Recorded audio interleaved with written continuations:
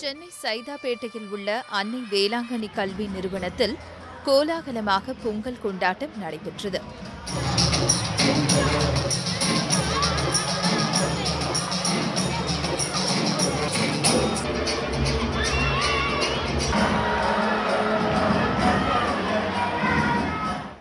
இதில் உரியடி, ரங்கராட்னம், மாட்டுவண்டி, மயிலாட்டம், ஒயிலாட்டம், பறையாட்டம், சிலம்பம் என பல சிறப்பம்சங்கள் இடம்பெற்றிருந்தன.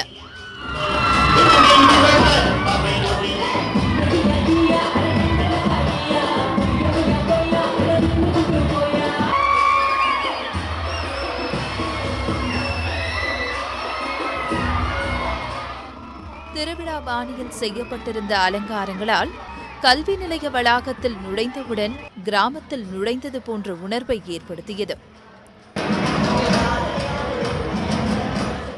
பாரம்பரியமாக நம்ம நடத்துகிற போட்டிகள், விளையாட்டு, அது மாதிரி பறையாட்டம், அதுக்கப்புறம் மாட்டு வண்டி, அதுக்கப்புறம் உரியடித்தல், எல்லா வகையான போட்டிகளும் எங்கள் ஸ்கூலில் எங்களுக்காக சிறப்பாக நடத்தி கொடுத்துருக்காங்க. அவங்களுக்கு ரொம்ப நன்றி. நாங்கள் இந்த பொங்கல் ஃபங்க்ஷனை கிராமத்தில் கூட இப்படி கொண்டாடுறோமா தெரில, எங்கள் ஸ்கூலில் நாங்கள் ரொம்ப சந்தோஷமாக கொண்டாடுறோம். நாங்கள் ரொம்ப ஹாப்பியாக ஃபீல் பண்ணுறோம் இந்த இயர் பொங்கல் செலிப்ரேஷன் பண்ணுறதுக்காக. அப்புறம் எல்லாம் ரொம்ப கலர்ஃபுல்லாக ரொம்ப ஜாலியாக இருக்குது. இந்த டே ரொம்ப மறக்கவே முடியாது. இவ்விழாவில் ஆசிரியர்கள், மாணவர்கள், பெற்றோர்கள் என அனைவரும் ஒன்று கூடி பொங்கல் வைத்து கொண்டாடினர். 500க்கும் மேற்பட்ட மாணவ மாணவிகள் வேட்டி சேலை அணிந்து வந்திருந்தனர். இது மாணவர்களிடையே தமிழ் பாரம்பரியத்தை எடுத்துரைக்கும் வகையில் இருந்தது. பெற்றோர்களுக்கு கோலம் போடும் போட்டி நடத்தப்பட்டு வெற்றி பெற்றவர்களுக்கு பரிசுகள் வழங்கப்பட்டன. இங்கே படிக்கக்கூடிய மாணவர்கள் கிராமப்புறங்களில் இருக்கக்கூடிய சூழலுக்கு ஏற்றவாறு தெரியாத விஷயங்களை தெரிந்து கொள்ளும் என்பதற்காக பாரம்பரியத்தோடு அந்த பொங்கல் வைத்து அவங்களுக்கு பொங்கல் வைக்கக்கூடிய முறை எப்படி என்று அவங்களுக்கு நாங்கள் அதை காட்டிக் கொடுக்கிறோம்.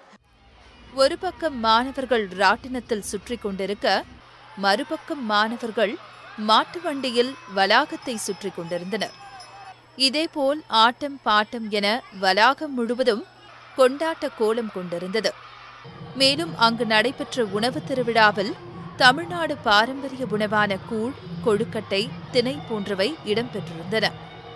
இந்த பொங்கல்னு சொல்லும்போது மாணவர்களுக்கும் பொதுமக்களுக்கும் பார்த்தீங்கன்னா விவசாயங்கிறது ஒன்று பற்றி தெரிய வருது. இந்த விவசாயங்கிறது அன்னைக்கு இன்று அழிந்து வரக்கூடிய சூழ்நிலையில் இருக்கிறது. இந்த பொங்கலின் மூலமாக விவசாயத்தை பாதுகாக்கணும், மக்களுக்கு மேலும் விவசாயத்தை பாதுகாத்து மக்களுக்கு நல்லது செய்யணும் அப்படின்னு சொல்லி கேட்டுக்கொள்கிறோம்.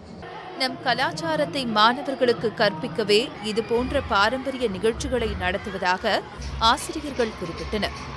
இதுபோன்ற பண்டிகைகளை திருவிழா போல் அனைவரும் கொண்டாடி தமிழ் கலாச்சாரம் காத்திட வேண்டும் என்பதே பலரது கோரிக்கையாக உள்ளது. காவேரி நியூஸ் செய்திகளுக்காக ஒளிப்பதிவாளர் மோகன கார்த்திக்குடன் செய்தியாளர் தாமோதரன். உண்மை செய்திகளை உங்கள் கண்முன் கொண்டு வரும் காவிரி நியூஸின் யூடியூப் சேனலை சப்ஸ்கிரைப் செய்யுங்கள். நொடிக்கு நொடி நாட்டு நடப்புகளை தெரிந்து கொள்ள kaverinews.tv, Facebook, Instagram, Twitter போன்ற சமூக வலைதள பக்கங்களோடு எப்போதும் இணைந்திருங்கள்.